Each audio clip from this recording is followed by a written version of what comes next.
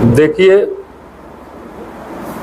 पिछले लोकसभा चुनाव के बीते लगभग 3 महीने हो गए। गाजीपुर जिले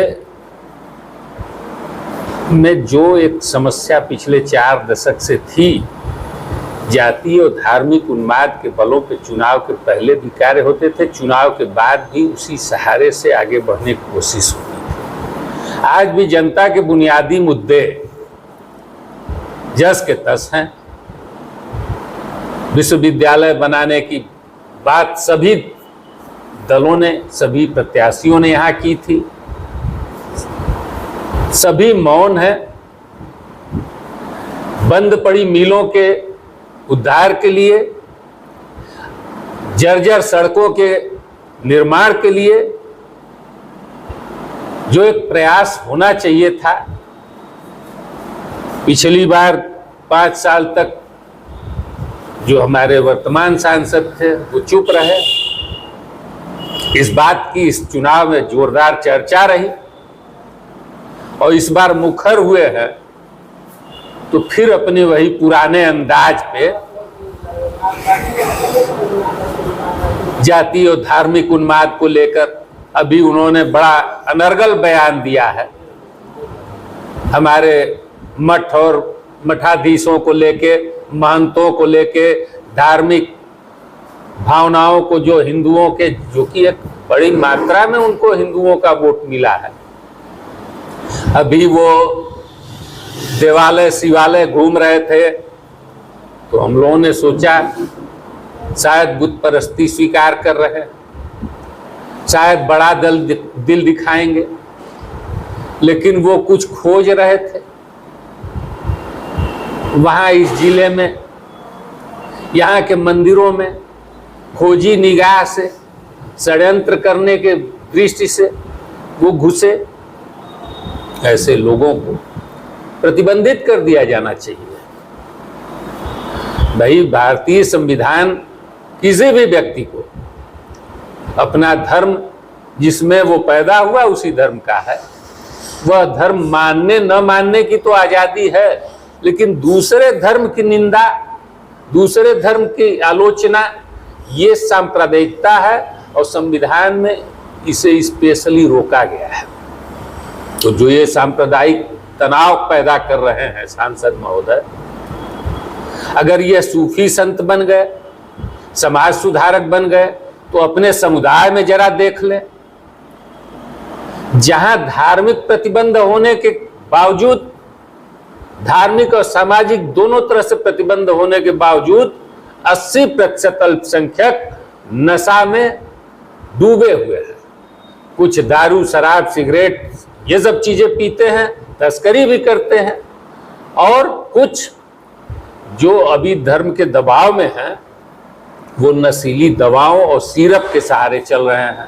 पूरे देश में आप उठा के देख लीजिए, शाम के 6 बजे से 8:30 बजे तक अल्पसंख्यक समुदाय की महिलाएं और बच्चे दवाओं की दुकान पे कतार में मिलेंगे।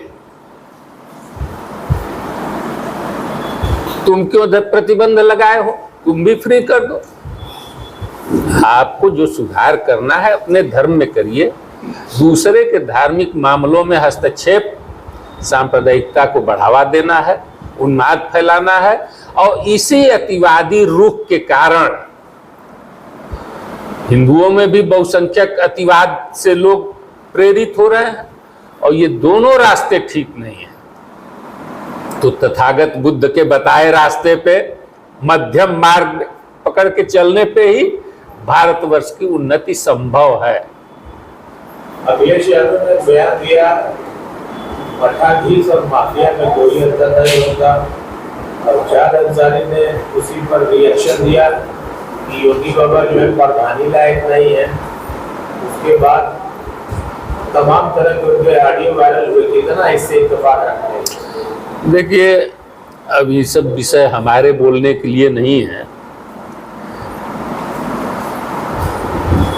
योगी बाबा का भी अपना कई बार विधानसभा, लोकसभा, सांसद, विधायक, मुख्यमंत्री लगातार चुनाव हारे नहीं, जीतते ही आ रहे हैं। तो ये कहना, अन्य विषयों पे उनकी निंदा चर्चा की जा सकती, उनके कार्यों की निंदा की जा सकती है। जिस तरह से उन्होंने 69,000 भर्ती मामले में जिस तरह से उन्होंने शिक्षा मित्रों के साथ दुर्व्यवहार किया, जिस तरह से पक्षपातपूर्ण रवैये के साथ उनकी भर्तियां होती रही हैं, ये सब उनके विवादित कार्य हैं और उन्होंने निर्णय के प्रति ईमानदारी दिखाई नहीं है।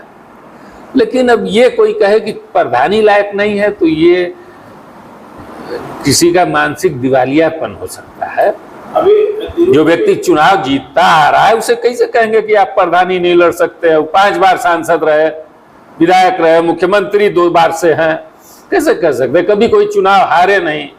क्या क्राइटेरिया है प्रधान की और सांसद की? क्या क्राइटेरिया है? और भाईजान की एक कह लीजिए तो बड़बोलापन है, कुछ भी बोल देते हैं। जिस दल में हैं उसकी मुखिया की पत्नी को भी तो कह रहे थे कि लोंडे जोगीरा बोलेंगे। इनमें क्षमता क्या है? इन कैसे सांसद बन गई? उन्हीं के साथ चल रहे हैं। आपको क्या लगता है कि अफजल अंसारी ने जो पिछले दिन बयान दिया था उस पर उनको माफी मांगनी चाहिए? देखिए, उस पे वो माफी मांगे न माने, सरकार को सख्त कार्रवाई करनी चाहिए। FIR में विधिवत जांच करके उस पे अभी कई संगीन धाराएं लगनी है। वो तो एक अभी खाना पूर्ति उसको हम कहेंगे। विधिवत जांच करके धाराएं और बढ़ेंगी और बढ़नी चाहिए। जो उन्होंने बयान दिया है वो नितांत निंदनीय है और ऐसे किसी जिम्मेदार पद पे बैठे व्यक्ति का बयान होना नहीं चाहिए जो संसद में है। इससे संसद की गरिमा तार तार हुई है। आप संसद में ओथ लेते हो और उस ओथ के खिलाफ कार्य करते हो, गैर संवैधानिक कार्य करते हो, तो ये सब मामला गंभीर है। उस पर पुलिस हमारे समझ से, अगर पुलिस कम में सिमट गई तो मैं हूं अभी उसको बढ़ाने के लिए। जब पुलिस का काम समाप्त होगा तब मेरा काम शुरू होगा। इस मामले को हम छोड़ने वाले नहीं हैं। आगे देखेंगे इसमें क्या किया जा सकता है। क्या मनोदशा रही होगी ये सब बात करने के पीछे?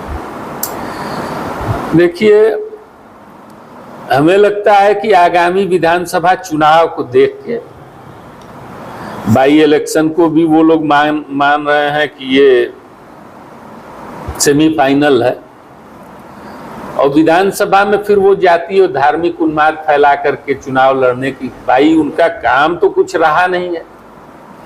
और केवल व्यंग्यबाजी, केवल व्यंग बोलना, कोई सार्थक सदन में चर्चा नहीं, किसी इशू पे बहस नहीं, कोई सवाल उठाना नहीं, तो आप और संसद के बाहर निकल के संसदीय गरिमा के खिलाफ काम करना, ये सब क्या बता सकते हैं हम कि क्या मानसिकता रही होगी? पब्लिक समझ जाएगी। एक सवाल ये था कि तिरुपति बालाजी मंदिर के जो लड्डू में घी का विवाद है, अफजल अंसारी कह रहे हैं कि एनिमल फैट तो देसी घी में आएगा ही आएगा। तो उन्होंने एक व्याख्या की, उन्होंने ये कहा कि नहीं, वो लड्डू मैंने खाया है, वो स्वादिष्ट और शुद्ध है, सिर्फ गुजरात का ठेका, गुजरात में वो ठेका चला जाए इसलिए। देखिए, कुछ पारखी होते हैं खा के स्वाद परखने वाले, लेकिन मुझे जहां तक पता है कि वो साइंटिस्ट नहीं है। और जो मान्य तथ्यों के आधार पे जो उसका विश्लेषण होना है कि इस चीज में किस चीज की कितनी मात्रा होनी चाहिए और कितनी मिल रही है, उससे कम ज्यादा होने पे उसे इम्प्योर कहा जाता है। इम्प्योरिटी का मतलब कुछ खास नहीं होता। 200% प्योर जैसे दूध और 100% शुद्ध पानी, दोनों को मिला देने से उसकी शुद्धता न 200% हो जाती है न 0% हो जाती है, लेकिन उसमें एडल्ट्रेशन आ जाता है। और एडल्ट्रेशन का मतलब होता है कि किसी भी वस्तु का अपने नैतिक गुण धर्मों से विचलित हो जाना। तो उसके जो मान्य क्राइटेरिया है वो है कि कौन से तत्व कितने किसमें पाए जाते हैं, वो अपने गुण धर्मों का पालन करता है तो शुद्ध है, और अगर उसमें कुछ मिलावट की गई तो वो एडल्ट्रेशन में आता है। जांच जिस दिशा में चल रही है वो होनी चाहिए। जांच होनी चाहिए, तो जांच से पता चलना चाहिए कि आखिर इस तरह से अब 320 रुपया किलो घी मिल रहा है तो घी कैसे मिलेगा 320 रुपया किलो। और इसमें जो सरकारी झोल है, सारे हिंदू मठ मंदिरों पे तो सरकार का कब्जा हो गया है, और यहाँ से जो आमदनी होती है वो तमाम चर्चों में भी जाता है और मस्जिदों में भी जाता है तमाम।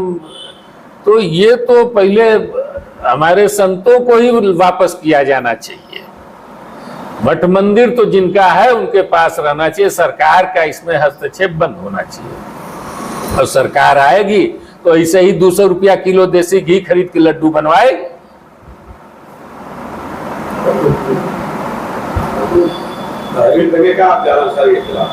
तहरीर की जरूरत नहीं है, मामला संज्ञान में है पुलिस के, पुलिस ने FIR किया है, तफ्तीश चल रही है। अगर पुलिस ने मुकम्मल धाराएं नहीं लगाई तो फिर मैं अदालत में आ जाऊंगा। 2027 में समाजवादी पार्टी का दावा है कि हम ही आएंगे और कोई नहीं आएगा, कैसे देख रहे हैं आप? देखिए, इस बार तो पिछली बार जो एक कंफ्यूजन हो गया, दलितों में भी हो गया, कुछ पिछड़ी जातियों में भी हो गया। भारतीय जनता पार्टी का कैंपेन सही नहीं रहा, बसपा के खिलाफ उन्होंने तमाम र्यूमर फैलाए, तमाम छद्म खबरें चलवाई और पैसे से हमारी पार्टी को बदनाम करने की कोशिश की गई। दूसरे दल,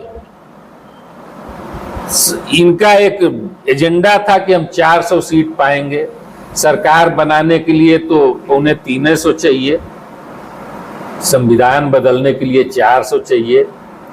ये नहीं बता पाए कि संविधान में बदलना क्या है। और दूसरों ने कहा कि आरक्षण खत्म करना है।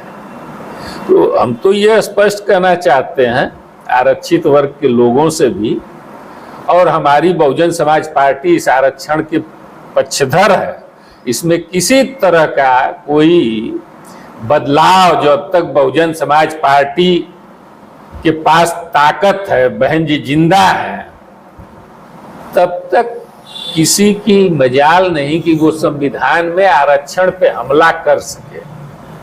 हालांकि संविधान में आरक्षण की हितकर केवल बहुजन समाज पार्टी है, छलावा तो समाजवादी पार्टी तो सीधे दलितों के आरक्षण के विरोध में थी। अभी जो बंटवारा हुआ है, इसमें डिवीजन हुआ है अप्रेस्ड क्लास के आरक्षण में, रिजर्वेशन में, इस पे भी कांग्रेस ने, समाजवादी पार्टी ने, सबने तो साथ दिया, कोर्ट के फैसले के साथ खड़े रहे। विरोध तो केवल बहुजन समाज पार्टी ने किया। तो ये जनमानस में आ गया है कि बहुजन समाज, मान्यवर काशीराम ने, विश्वनाथ प्रताप सिंह ने मंडल कमीशन की सिफारिशों को लागू किया, काशीराम जी, देवीलाल जी सबके लिए प्रयास किए। तो आज जो मंडल कमीशन की सिफारिश लागू हुई है, जो पहले से दलितों का आरक्षण, उसके बाद जो एक जागरूकता आई है, अब आरक्षण समाप्त करने का प्रयास सोच भी नहीं सकता है कोई, प्रयास की बात छोड़। आकाश आनंद और चंद्रशेखर रावण में दलित बड़ा दुविधा में है, और ये दुविधा जो है वो फैलाई जा रही है। हाँ, ये एक चाल हो सकती है। राम राज्य की स्थापना है तो रावण को भी प्रतिस्थापित किया जाएगा, फिर रावण का वध भी किया जाएगा। ये चाल हो सकती है एक धार्मिक उन्माद उस रास्ते पे, राम राज्य के रास्ते पे चलने वाले लोगों की, कि जब राम राज्य आ गया तो एक नया रावण पैदा किया जाएगा, फिर उसका वध किया जाएगा। इस तरह के कोशिश उनकी होगी। चंद्रशेखर रावण की वध की जाएगी, ये मुझे लगता है कि एक उनकी यही बाई प्रोडक्ट है, और उनको भी बड़ी जल्दी है।